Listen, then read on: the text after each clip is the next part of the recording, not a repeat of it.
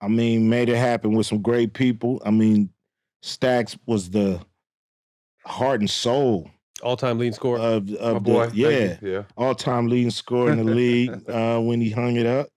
And so, you know, he gonna be our coach now, trilogy. Yep. But he set the tone. Thank you. Just being a fan, seeing y'all retire and knowing, damn, I know they got more game in them. I know it. Like, I'm not listening to what people are saying. I'm not listening to announcers and people who all they want to talk about is age. All they want to talk about is how old somebody is. And they're not talking about can you do it or you can't. Because you got young people that can't play. Right, right. You got 21-year-olds that 23, 25, 27. They can't play. Trash. Yeah. You know what I'm saying? So it's either you can do it or you can't. So seeing dudes retire after building up fan base from high school, junior high, college, pros, like these dudes got fucking 20 years of fans and they just poof, gone. Like that talent has to be pooled somewhere where people can see these guys still play. And, you know, doing the half-court game to me was a no-brainer. It's something everybody in here probably play more 3-on-3 than 5-on-5, except y'all. But growing up, that's what you do. And it's a great game. It's some of your most ferocious games are gonna be 3-on-3. Nowhere to hide. Facts. You know, so I said, man, why isn't this elevated to the professional level? I would love to see 7-footers in that paint banging like that, you know? That would be amazing. So that's where it came. It came from being a fan of the game, wanting to see it continue for people that spent decades, 15 years watching. You know what I'm saying? I want to keep watching till they say it's over. Because the NBA could tell you it's over, but just because the NBA tell you it's over, that don't mean it's over. Right. It's over when you say it's over. This man right here retiring on his own terms. He said, done playing pro sports. That don't mean he ain't gonna ball somewhere here and there. Right. But pro level, done on his terms. And the reason I thank him for being the heart and soul of the Big Three, because at that combine, nobody knew. The first combine, 2017, nobody knew what kind of league is this? Is this a pickup game, all-star kind of field? We just kicking it? Is this go out there and chill, just get a check and get a couple shots, going to 50 half court? This is easy peasy. And Stacks, he was like, yo, I ain't got no friends out here. When I touch this ball, it's over. Don't come asking for no kind of take it easy. Nothing. Stop chilling. I don't want to hear that shit. And he walked around everybody like circling. I'm like, yeah. You know me, man. You This is what I want to hear. You know me, man. And he got in there and he went at him hard. Just nothing dirty, just hardcore. Set the tone. Playing, and everybody said, man, we got to bring it. I seen eyes getting big. Al Catino, everybody turned it up. It damn near was a fight, and then you got Oakley, Rick Barry, Charles Oakley stopping the fight. I'm like, boy, we got something. When you got Charles Oakley jumping in saying, fellas,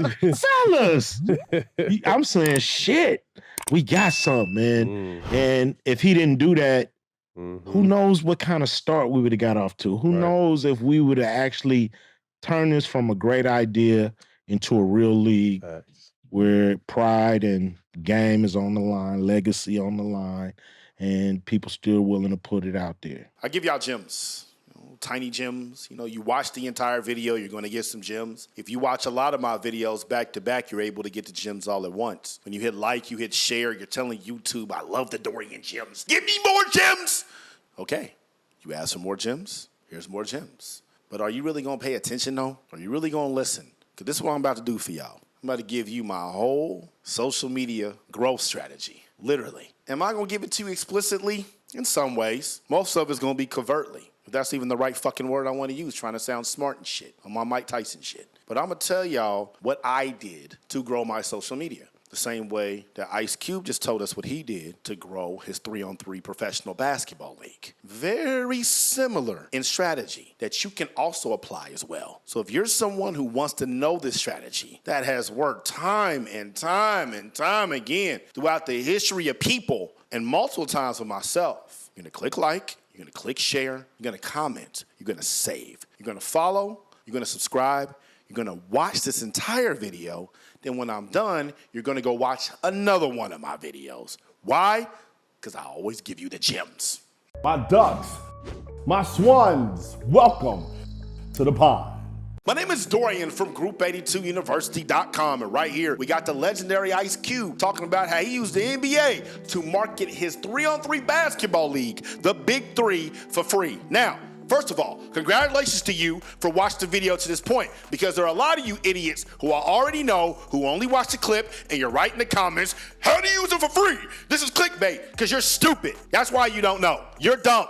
But for those of y'all that stayed around, thank you for that. I'm about to tell you exactly what he did. I'm going to give you the entire marketing cycle of an NBA basketball player. The way basketball is now, grassroots, once about the time you're 11, 12 years old, the whole nation knows you're good. You got mixtapes online of you and your basketball skills from when you were 10, 11, 12, 13 years old. You got all types of mixtape companies that post the videos on YouTube. I ain't shouting them out because they ain't paying me no money. And you become this star in the basketball community. Not only do your peers know you, or coaches, other parents, scouts know you. Runners for agents know you, right? The NBA knows who you are, and international USA basketball in this country, they definitely know who you are. About time you get to high school, you've probably been ranked for 4 or 5 years. Since you've been ranked for 4 or 5 years, you probably got a decent social media following. You keep getting posted by ESPN and all these other outlets who I'm not going to name because I just don't want to constantly. You're going to build your social profile. You're going to get to the point when you're a junior or senior in high school, you got millions of Instagram followers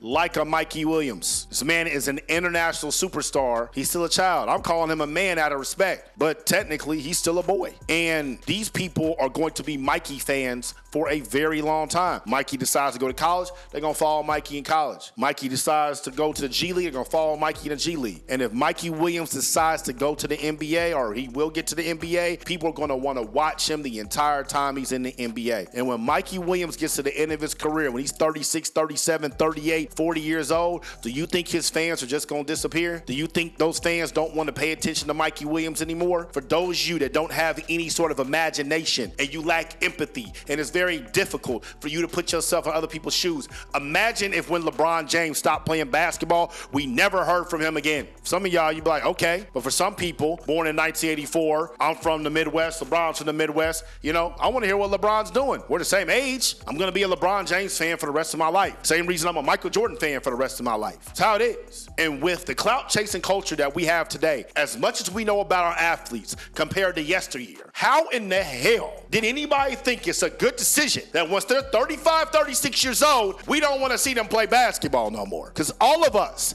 have seen them highlight tapes of them retired NBA players going to LA Fitness and putting in work. I just watched one of Brian Scalabrine the other day, White Mamba, out there telling them, hey, listen, I'm Kobe to y'all, so how dare you disrespect me? We love him. We love him. So what did Ice Cube do? He knew that. ESPN been posting about these people since they were in high school. These colleges have massive brands and huge alumni bases. They've been in video games for 15 years. They got drafted into the NBA. They've been on NBA on TNT with Charles and Chuck and Kenny multiple times. We've seen them at All-Star weekends. We've seen them in the NBA Finals. Some of these dudes might have a possibility to maybe get to the Hall of Fame. Joe Johnson played in the Big Three. He might go to the Hall of Fame. Probably will. The NBA, directly and indirectly, has spent billions of dollars on each of these athletes marketing them. If I put them in my league, does that famous brand recognition go away? No. Just like when I left NWA, people bought my album as a solo artist because I got famous when I was with NWA. So why don't I just get all these former NBA players who are serious and get a leader for them like Steven Jackson, who is super serious, is about as real as it's going to get in professional sports, to make my league get free marketing. I'm going to use the NBA's marketing budget and how they've built these people up for the name recognition to be the stars of my league too. Because the fans don't care where they hear about these people. They just want to see the people.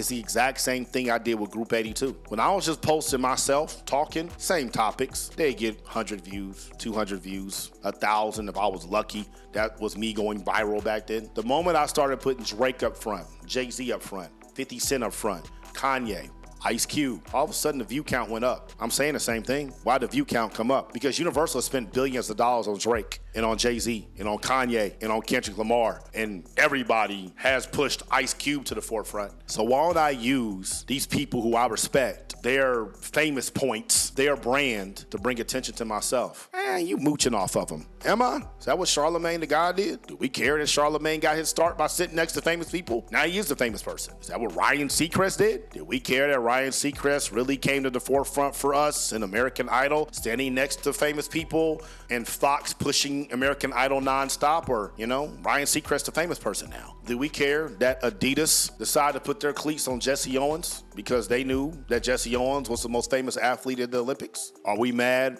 at Nike for putting their unknown shoes on Michael Jordan? This has been going on forever. And in social media, it's easier than ever before. It's easier than ever to make yourself known by putting you next to famous people. And you ain't even gotta be in the same room as them, because y'all consume the content whether I'm in the same room as Kanye and Jay-Z or not. Of course, if Kanye and Jay-Z were next to me right now, it'll probably get a lot more views. But I can say Kanye and Jay-Z or Ice Cube or whomever, and because I put the name in there, y'all still gonna click on it because y'all wanna hear what they got to say. Like I said, there's a clout chasing element in the entertainment industry. And every single video, whether it's Kanye or Jay-Z or Drake or Kanye or whomever, included who? Dorian. So guess what that did? They gave me 100,000 subscribers on YouTube. That gives me 90,000 followers on Instagram. Gives me verified on YouTube, verified on Instagram, verified on Facebook. It's had me make hundreds of thousands of dollars. It allowed me financial freedom and allows me to spend as much time with my little girl as I want. So it sounds like the strategy works. It's gonna give you everything that you could possibly want. So why aren't you doing it? If you're in the weed industry, who's the big cannabis entrepreneurs or the big cannabis users or the most popular cannabis users